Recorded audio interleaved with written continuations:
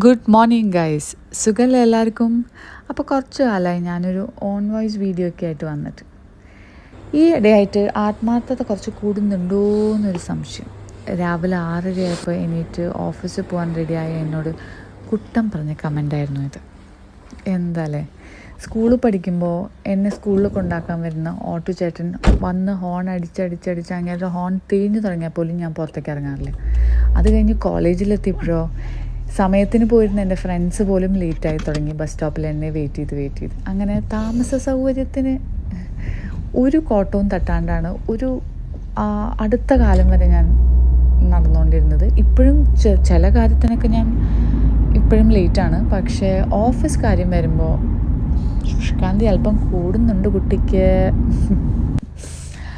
അപ്പോൾ അങ്ങനെ രാവിലെ ഞാൻ ഇറങ്ങിയിട്ടുണ്ട്. ഇപ്പം കുട്ടൻ പറയണമല്ലോ, ഇപ്പം ആരെയും നോക്കണ്ടല്ലോ, വണ്ടി എടുത്ത് ഇറങ്ങിയാൽ പോരെ. അപ്പം കുട്ടനിപ്പോൾ അതൊരു തലവേദനയാവുന്നുണ്ടോ എന്നൊരു സംശയം.